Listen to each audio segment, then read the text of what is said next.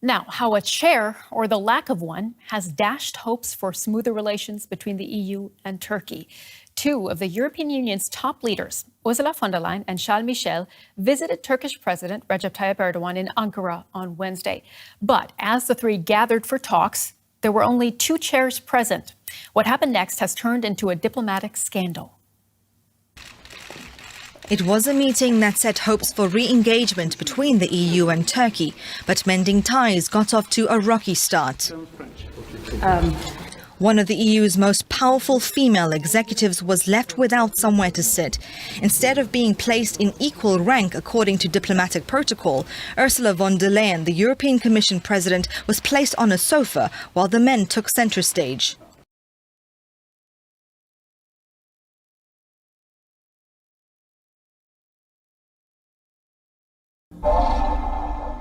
Imagine this. A nuclear bomb traveling through the sea undetected.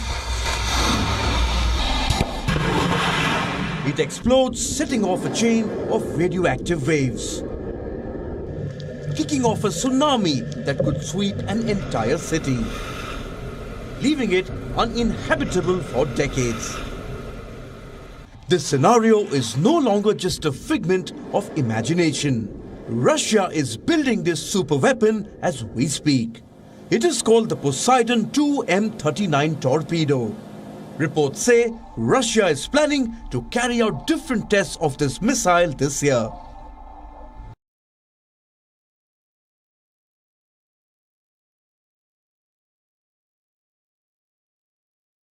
Last week, near the town of Al-Batha in Iraq, a truck heading north on the main road between Basra and Baghdad was hit by an explosive device. People here are fairly used to such attacks. Footage of bombed-out trucks burning on dusty and bumpy Iraqi roads circulate on social media every week. Shortly afterwards, a newly formed front group for Iran-backed militias calling itself the Companion of the Cave claimed responsibility for the attack, issuing a statement on Telegram that appeared to quote the BBC drama series, Peaky Blinders. "We did it, and we are not afraid of the consequences. The highway to the south is closed to the U.S. troops by order of the Islamic resistance," the statement said. "We won't stop our rocket and explosive attacks. When the enemy and their servants increase security measures, our teams will keep embarrassing those servants with our new and sophisticated methods and weapons."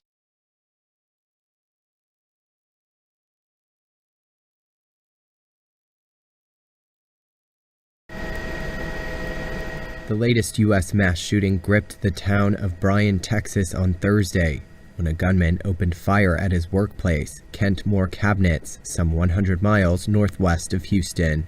He killed one and wounded 6 others before being taken into custody. 4 of those injured are in critical condition, according to a tweet from local law enforcement. Bryan Police Chief Eric Buski said they did not identify the suspect or a possible motive, but confirmed that he worked at the cabinet-making business.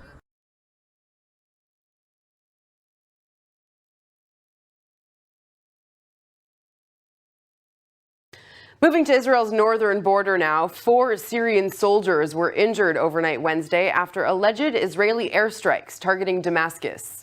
In the early hours of Thursday, residents in Damascus reported hearing explosions and shared images and videos on social media. The airstrikes were allegedly targeting sites belonging to the Syrian military and Iranian-backed militias near the Damascus International Airport. Local Syrian media claimed that at least 12 people had been killed, in addition to the at least 4 soldiers who were injured. Israel has not commented on those airstrikes.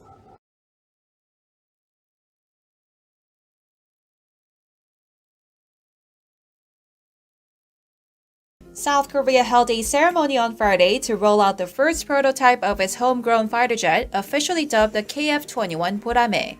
President Moon Jae-in attended the ceremony at the Sacheon factory of Korea Aerospace Industries in South Gyeongsang Province, along with the defense chief of Indonesia, Prabowo Subianto, who was invited to the event. Indonesia is South Korea's foreign partner in the joint project to develop the next-generation fighter jet, in a bid that's worth almost $8 billion. And the agency said the prototype rollout is a major step in the development process, as it means South Korea is ready to enter the phase of testing the planes after actually building what they had in drawing. South Korea has been working on the project since late 2015 to replace the aging F-4 and F-5 jets.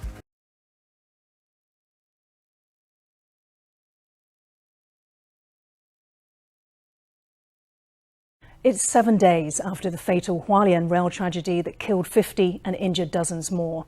In Taiwan, the 7th day after death has a special significance, as it's believed to be the day the souls of the dead return home. Train drivers across Taiwan sounded their horns at 9:28 a.m. to mourn the moment of the crash. Train officers wore yellow ribbons in remembrance of the train driver, Yuan Chuan-so, and his deputy, Jiang Pei-fong, who both lost their lives. It's 9:28 in the morning. As it passes the site of last Friday's crash, the 408 Puyuma Express train sounds its horn for 30 seconds. All trains passing through the tunnel on this day will do the same. Two yellow ribbons on the window press forward with the train. As it passes the Chairgate tunnel, the train slows to 30 kilometers an hour in honor of the train drivers who died in the crash.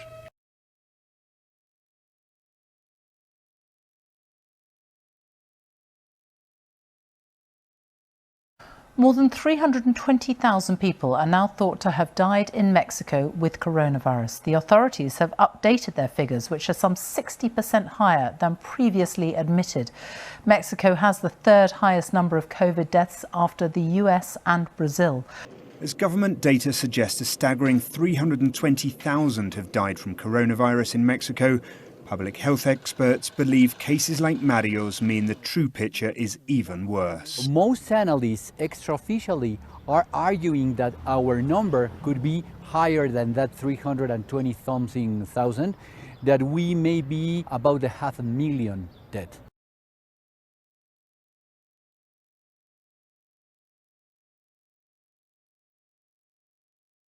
Self-sabotage does not rank high as a company policy, unless you're Apple Inc., in which case throttling your devices is a sales tactic. Think about it. Apple seems to have a new phone out all the time. But who is upgrading so fast? More importantly, why are they upgrading so fast? Turns out, this is the new norm of business. Apple is not the only guilty party here, but it makes for a great example. So let me begin by telling you about Apple's latest lawsuit. It was filed in Chile. Apple has agreed to pay Chilean customers $3.4 million. What for? This is where the story gets interesting. Listen carefully. Apple programmed its phones to have a limited lifespan. The idea is to reduce durability so that phones slow down or conk off, and customers come back to buy new ones.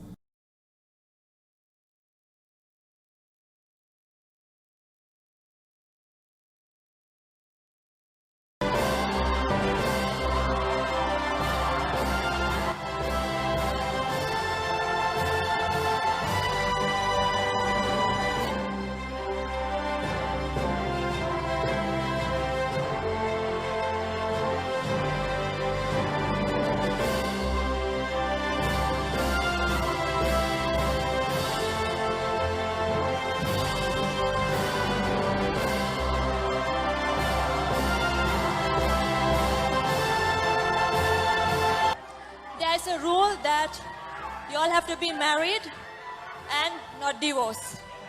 So, I'm taking my first step saying that the crown goes to the first runner-up.